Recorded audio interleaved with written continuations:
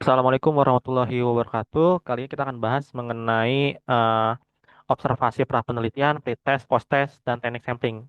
Masih banyak yang kebingungan pada penelitian kuantitatif khususnya gitu ya, mengenai bagaimana sih kita mau memilih pretest, apakah di pra-penelitian itu bisa kita gunakan pretest gitu ya. Terus bagaimana sih kita menempatkan teknik samplingnya itu pada saat kapan gitu ya. Mungkin pertanyaan-pertanyaan itu yang membuat kalian bingung. Nah, sebelum itu yuk kita mulai sebenarnya. Gambaran umum untuk kuasi eksperimen gitu ya. Khususnya dalam desain kuasi eksperimen, kamu tidak bisa mengacak siswa secara individu gitu ya. Tapi kamu bisa membandingkan dua kelompok, misalnya dua kelas yang sudah ada. Biasanya kamu akan melakukan yang namanya pretest, yaitu ukur kemampuan awal variabel terikat. Treatment atau intervensi, berikan metode atau strategi kepada kelompok eksperimen. Post-test, untuk mengukur kemampuan setelah perlakuan. Yang keempat itu adalah analisis selisih pretest antara pretest dan post-test di antara kedua kelompok gitu ya. Nah, kapan sih teknik sampling itu ditentukan? Langkah idealnya sebenarnya urutannya yang pertama itu adalah observasi awal atau latar belakang. Nah, kamu itu bisa mengamati satu kelas atau lebih untuk melihat indikasi masalah. Tapi ini bukan pengambilan sampel gitu ya, hanya bagian dari eksplorasi masalah untuk latar belakang. Yang kedua itu adalah menentukan populasi. Misalnya, seluruh siswa kelas 8 SMPX tahun ajaran 2024-2025. Yang ketiga adalah menentukan sampel dan teknik sampling gitu ya. Misalnya kelas 8A dan 8B itu dipilih secara pervasif atau cluster. Karena waktu dan kondisi serupa. Ini dilakukan sebelum pretest. Karena pretest itu hanya dilakukan pada kelas sampel yang sudah ditentukan. Keempat adalah pretest. Dilakukan pada sampel yang sudah dipilih. Yang kelima itu adalah treatment, yaitu hanya pada kelas eksperimen.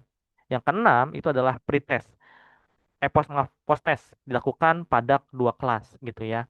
Nah, jawaban singkatnya gini. Jadi teknik sampling ini harus ditentukan sebelum pretest dan sesudah observasi penelitian. Itu bisa. Karena apa? Pretest ini hanya diberikan pada kelas sampel bukan pada semua populasi. Kamu perlu tahu juga siapa yang akan masuk kelompok eksperimen dan kontrol sebelum mengukurnya. Nah, tips penulisannya pada proposal itu sebenarnya yang pertama di latar belakang, penelitian melakukan observasi awal pada salah satu kelas 8 untuk mengetahui bahwa kemampuan pemahaman konsep itu masih rendah. Hal ini terlihat bahwa hasil dari bla bla bla, hal ini menjadi dasar diperlukan metode pembelajaran X. Di metodologi, peneliti ini menggunakan desain kuasi eksperimen untuk bentuk non-equivalent control group design. Teknik sampling yang digunakan adalah purposive sampling, di mana dua kelas yang memiliki jumlah siswa dan karakteristik serupa dipilih sebagai eksperimen dan kelas kontrol. Pretest dan posttest ini diberikan pada kedua kelas untuk melihat pengaruh metode X terhadap variabel Y, gitu ya.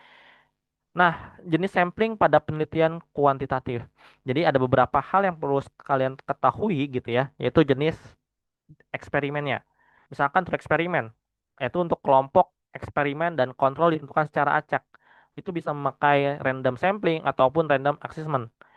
Kuasi eksperimen, yaitu untuk kelompok eksperimen dan kelas kontrol yang tidak sepenuhnya acak, sering memakai purposive atau cluster sampling. Pre-eksperimental itu hanya ada satu kelompok. Tidak ada pembanding, hanya satu kelas yang dipilih secara purposif gitu ya. Nah, jika pretest untuk pengumpulan data sementara fenomena awal latar belakang, sebenarnya tujuannya adalah untuk mengukur bahwa fenomena masalah itu nyata. Misalnya, berdasarkan hasil pretest awal pada satu kelas, rata-rata siswa hanya memperoleh skor 55 dari 100, menunjukkan adanya kemampuan memahami materi X gitu ya. Nah, bagian pentingnya apa? Apakah harus divalidasi? Nah, kalau untuk misalkan fenomena awal doang, melihat fenomena awal ya, itu datanya tidak divalidasi ya. Oke, karena ini bukan sebagai data inti penelitian, tapi kamu harus menyebutkan bahwa itu hanya uji coba awal dan belum melewati proses validasi instrumen lengkap. Nah, pertanyaannya, validasi instrumen lengkap itu seperti apa sih gitu ya? Nanti kita akan bahas di bagian kedua.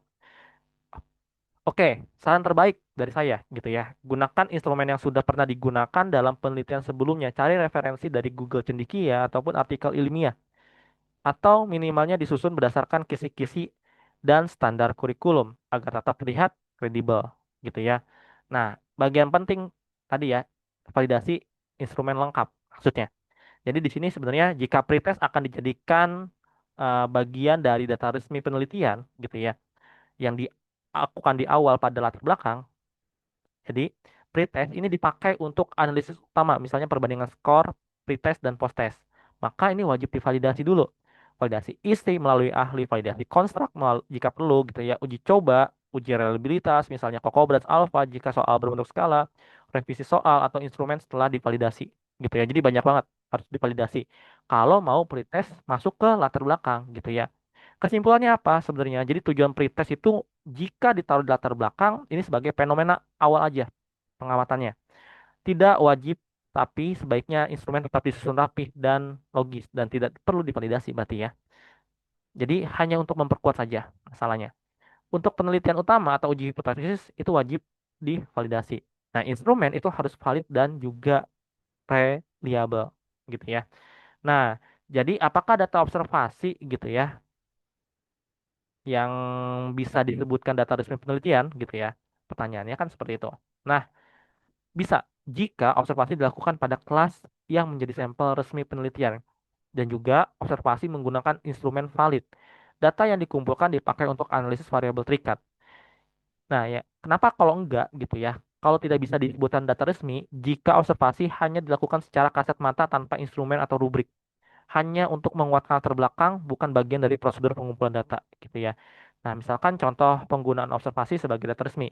Misal kamu meneliti ini, pengaruh model pembelajaran PBL terhadap kemampuan komunikasi matematis siswa SMP. Variabel terikatnya kan kemampuan komunikasi matematis siswa ya, gitu ya. Kamu bisa mengukurnya melalui tes lisan, wawancara atau diskusi, gitu ya tekniknya.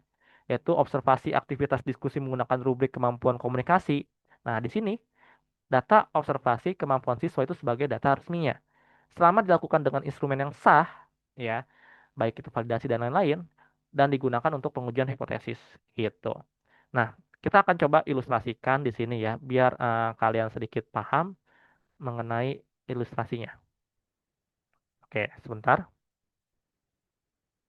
Oke, misal gitu ya, kalian kan mau melihat fenomena dulu nih, fenomena. Nah, fenomena itu ya, ini ada cara pertama. Cara pertama ini artinya gitu ya, kayak kalian hanya ngeliat fenomena saja. Nah, terus di fenomena ini kan kalian mau nggak mau nih melihat nih kemampuannya.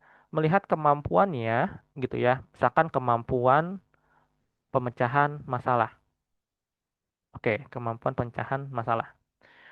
Ini kamu bisa melihat indikator dari orang lain. Indikatornya siapa nih misalkan ya yang kamu buat sebagai referensinya gitu ya. Tapi gitu ya, di sini kan bukan pretest. Karena kenapa? Karena bukan mau melihat sebuah hasil data resmi penelitian gitu ya, tapi hanya melihat fenomena. Nah, yang kedua gitu ya. Setelah dari sini itu kan kita udah ngeliat nih, masuklah ke latar belakang karena kita udah tahu nih permasalahan-permasalahannya gitu ya. Habis dari latar belakang gitu ya, kita membuat lagi gitu ya. Untuk yang namanya sebelum pretest gitu ya, kita mencoba pretest gitu dulu ya. Pretest. Nah, dari pretest misalkan dari eh, 3 kelas misalkan ya, 3 kelas dengan guru yang sama gitu ya, 3 kelas dengan guru yang sama. Oke, pretest. Nah, di pretest ini kamu nggak langsung bahwa soal pretest ini valid karena apa syarat valid gitu ya, kan dia harus diuji coba dulu nih ke siswanya, ke siswa gitu ya. Ada lagi uji konstruk gitu ya, uji konstruk yang tadi gitu ya. Ada lagi uji validitas isi. Oke, uji validitas isi. Jadi ada banyak.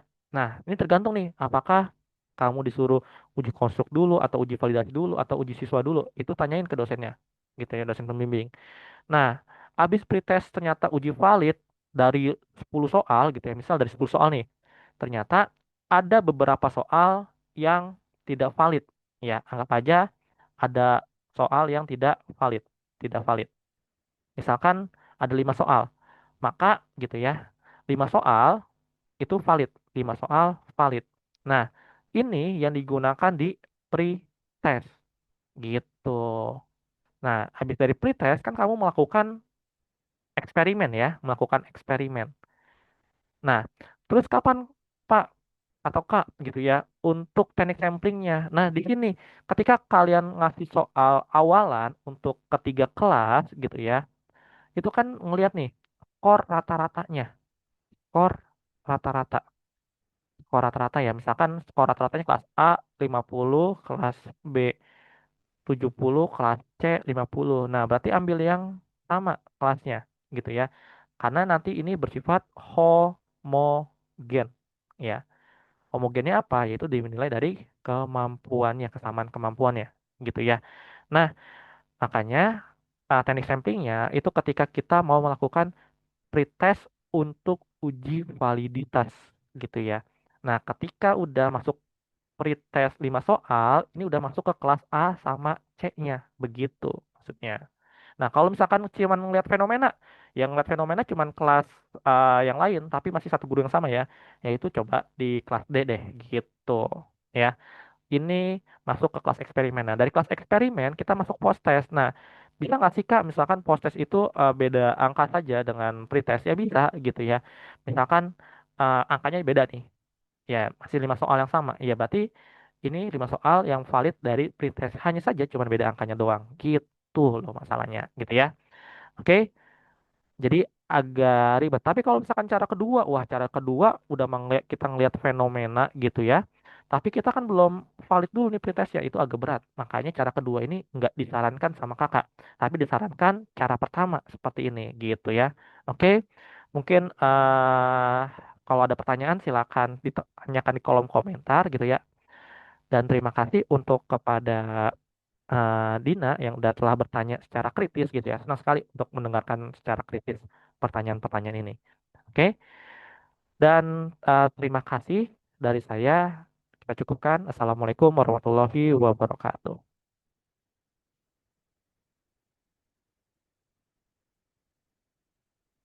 Oke.